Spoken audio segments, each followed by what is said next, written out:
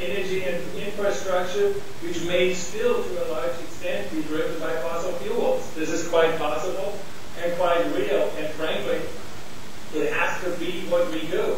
Because we cannot keep going up 2 ppm a year for the next 150 years. This is the trajectory we are on, and even holding that rise constant requires fast changes in our energy infrastructure. So it's absolutely necessary that we focus on carbon capture and storage, on managing the carbon cycle. And I think there's no way around that. And it is feasible and possible. Yeah, if we leave carbon capture and storage, carbon sequestration to one side as a technology, because I think most of us would accept that that is a very sensible technology to use. Putting that to one side, are there any other geoengineering solutions that you feel have a commercial potential, Professor Caldieri, which ultimately might drive this science? I think there are potential areas of research where there can be co-benefits. I mean, one example, this might also sound as far out as climate engineering, but a number of people are looking at the potential for extracting wind energy from high altitude winds, where the wind is much stronger and blows more steadily. And one of the big challenges of that is maintaining a tethered platform at altitude. Yeah. And this could not only affect high altitude wind power, but if you're going to disperse particles up high, you'd like a platform there. Also, if you'd like to recharge, electrically powered surveillance planes, you might want a platform up there also. And so there might be, say, research into maintaining high altitude platforms that could have co-benefits, where climate engineering would be one of the benefits. I would like to take the opportunity to comment on your one point about the lack of enthusiasm here. And I think that thoughtful people are not enthusiastic about climate engineering, that thoughtful people would like us to see deep reductions in carbon dioxide emissions and see those reductions soon. And it's really a certain sense of despair that we're not seeing those cuts come as quickly that's pushing us to consider these things. And I really look at Klaus's proposals as a form of carbon capture and storage. And personally, I would not classify what Klaus Lackner is researching as geoengineering. Okay. Ian Stewart. Good afternoon, everybody. My name's Ian Stewart. There are bodies like the Tyndall Centre who argue that attention needs to be paid to the phasing in of schemes in relation to geoengineering, running alongside other abatement measures. As I understand it, Professor Salter, amongst others, has argued that it may even be too late to deploy geoengineering technologies in line with this. Bearing that in mind, can you say whether we still should go ahead with the development of geoengineering schemes? If so, do we have the skills in the undergraduates and graduates that would allow us to do that? You start, Professor Lackner, in the States. In your view, do we have the skills to be able to develop these technologies? If your question is restricted to manipulating the climate, I don't think we have the skills to do this today. We should learn about it, and we should have it ready in case we need it. But I would very much view that as an effort of last resort. We cannot solve the problem. We cannot stop the CO2 from accumulating by changing the climate. And I would argue this is such a complex system that you really do not want to do that unless you really have no choice left. If the glaciers in Iceland are falling into the ocean, maybe you have no choice. But you should not think of this as the way you stabilize the system. And that, in a way, answers your previous question. I don't expect people to make money off the fire department, so I really don't expect people to make money of those kind of geoengineering efforts. Okay.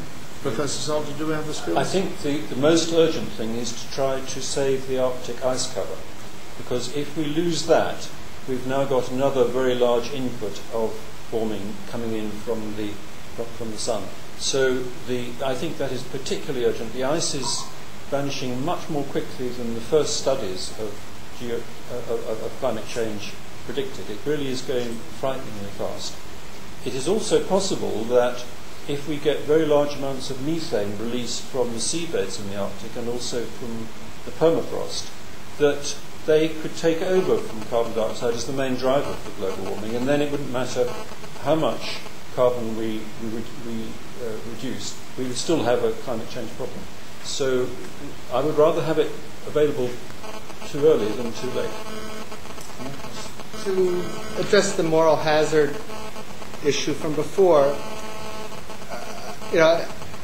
I think it's not clear what is the ethical course of action. If we did find that the sea ice is melting and threatening polar bears and Arctic ecosystems with extinction, and that Greenland is sliding into the sea, is it better to say, well, let's have that ecosystem go extinct and let's lose Greenland, and that will be a good motivator for people to reduce emissions?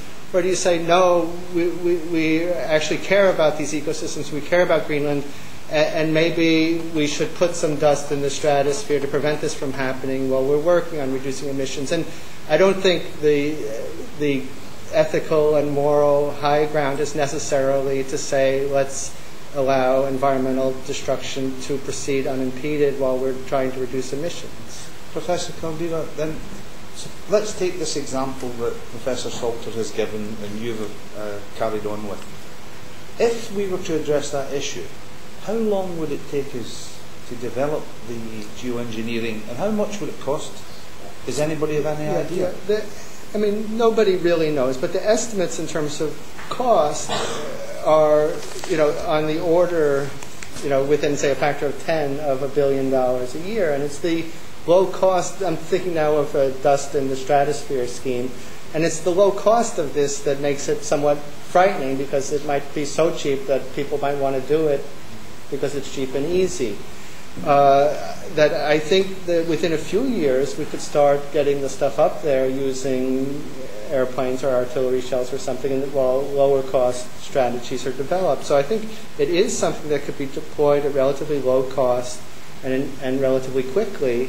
And the question is, are there unanticipated damage or even anticipated damage that doing that will create? And so it's important to do the research up front, so that if you do find that there are environmental consequences of global warming that you would like to prevent using these approaches, that you're not just creating bigger problems. And that's why we need the research. Finally, is there, can you carry on with that, but also can you all be thinking, my last question is there a technology that seems to hold the most promise in relation to these matters? I just wanted to come back to the point that Professor Caldera made, that really what we need to be concentrating on is removing the greenhouse gases from the atmosphere, whether that's by reducing emissions or removing them artificially. Those really are the key to solving the problem. And I just wanted to come back to the point about the climate engineering, so actually trying to alter the climate to compensate. And of course, there's the question of unintended consequences. But many of the changes that we're talking about are temporary. So if we put aerosol into the troposphere, for example, to seed clouds, it only stays in the atmosphere for a couple of weeks. So you have to keep putting more aerosol in. If you put aerosol in the stratosphere, it stays much longer, perhaps for a couple of years, but you still have to keep putting the aerosol in. When you put carbon dioxide in the atmosphere, it stays around for hundreds of years.